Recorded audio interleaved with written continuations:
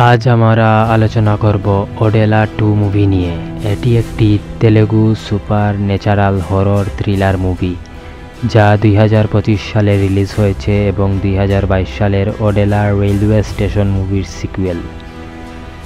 এই মুভির পরিচালনা করেছেন অশোক তেজা এবং এর প্রধান চরিত্রে রয়েছেন তামান্না ভাটিয়া। গল্পের শুরু হয় ওডেলা নামের একটি ছোট গ্রামে। এই গ্রামটি বাইরে থেকে দেখতে খুব শান্তিপূর্ণ মনে হলেও এর মধ্যে লুকিয়ে আছে এক গভীর অশান্তি। প্রায়শই এখানে অদ্ভুত সব ঘটনা ঘটে, বিশেষ করে নববধূরা একের পর এক নিখোঁজ হয়ে যায়।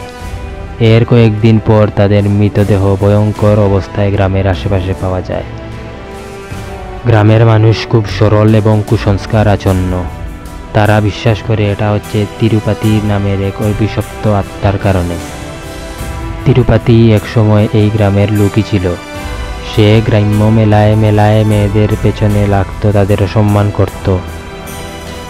একদিন গ্রামবাসীরা তাকে ধরে গণপিটুনি দিয়ে মেরে ফেলে, কিন্তু মৃত্যুর পরও তার আত্মা শান্তি পায়নি, বরং সে প্রতিশোধ নেওয়ার জন্য এখনও এই গ্রামে ঘুরে। ঠিক তখনই গল্পে আসে বাইরাবি, যিনি হলেন তামান্না ভাটিয়া। তিনি একজন শক্তিশালী নাগা সাধ্বী। তাকে গ্রামের পণ্ডিতরা বারাণসী থেকে ডেকে এনেছে, কারণ তারা জানে সাধারণ পুজো অর্চনা দিয়ে এই আত্মাকে তাড়ানো সম্ভব নয়। প্রয়োজন একজন শিব শক্তির সাধক, যে অকিউল্ট রিটার বা তন্ত্র সাধনার মাধ্যমে এই পিশাচ আত্মাকে শান্তি দিতে পারবে। প্রথম দিন বাইরাবি গ্রামে ঘুরে দেখেন মানুষের মধ্যে কী পরিমাণ ভয় আর অন্ধবিশ্বাস। কেউ রাতে ঘর থেকে বের হয় না, নববধূদের রাখা হয় তালাবদ্ধ করে। সবার মুখে শুধু তিরুপাতির ভয়। বাইরাবি তন্ত্রমন্ত্র আর শাস্ত্র দিয়ে তার তদন্ত শুরু করেন।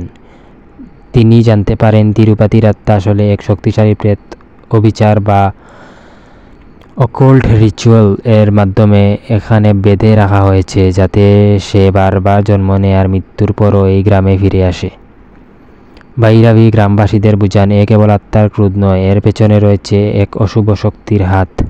কারণ কেউ বা কারা এই রিচুয়াল করে তিরুপাতিকে এখানে বেঁধে রেখেছে, যাতে সে মেয়েদের প্রাণ নিতে পারে। অর্থাৎ তিরুপাতিকে কেউ এক ধরনের ব্ল্যাক ম্যাজিক করেছে, যাতে মেয়েদের সে মারতে পারে, এই ধরনের কিছু একটা।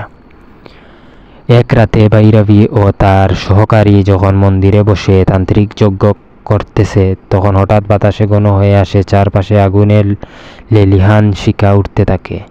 শোনা যায় কান ফাটানো হাহাকার। এই প্রথমবার দর্শকরা স্পষ্টভাবে তিরুপাতির আত্মাকে দেখতে পায়। মুভিতে এভাবেই দেখানো হয়। তার চোখ লাল, দাঁত নখ লম্বা আর চারপাশে কালো ধোঁয়া। বাইরাবি তাকে তান্ত্রিকে থামাতে চেষ্টা করেন, কিন্তু আত্মা অত্যন্ত শক্তিশালী। সে বাইরাবির সহকারীকে ছুঁড়ে ফেলে দেয়। বাইরাবি নিজে সামলে দাঁড়ান, ত্রিশূল হাতে তুলে নেন এবং শিব মন্ত্র জপ করতে শুরু করেন। সেই রাতে কোনোভাবে প্রাণ বাঁচিয়ে ফিরে যান, কিন্তু বুঝতে পারেন যুদ্ধ আরও বড় হতে চলেছে। শেষ দৃশ্যে আমরা দেখতে পাই বাইরাবির পূর্ণরূপে প্রস্তুত হয়ে এক বিশাল শ্মশানে তান্ত্রিক জপ শুরু করেন। চারপাশে শবদেহ, ধূপ, শিবের পুজো চলছে। তিনি নিজে এর শরীরেও শ্মশানের ছাই মেখে নেন, চুকে কাজল টেনে সম্পূর্ণ নাগা সাধ্বীর রূপে তন্ত্র শুরু করেন। হঠাৎ দেখা যায় তিরুপাতি বিশাল পিশাচি রূপে হাজির হয়েছে। সে এবার সরাসরি বাইরাবির দিকে তেড়ে আসে। তারা দুজনের মধ্যে শুরু হয় এক অদৃশ্য শক্তির যুদ্ধ, কখনো মন্ত্র, কখনো শঙ্কের শব্দ। বাইরাবি শ্লোক পড়তে পড়তে ত্রিশূল দিয়ে আত্মার বুকে বিদ্ধ করেন। এক তীব্র চিৎকারে তিরুপাতি ছিটকে পড়ে আর তার চারপাশে লাল আগুন ঘুরে তাকে ধ্বংস করে দেয়। আজ এই পর্যন্তই ছিল ওডেলা 2 এর এক্সপ্লেইন। সবাই চ্যানেলকে সাবস্ক্রাইব করবে, শেয়ার করবে, যাতে আমি নতুন নতুন এক্সপ্লেন ভিডিও তৈরি করতে পারি।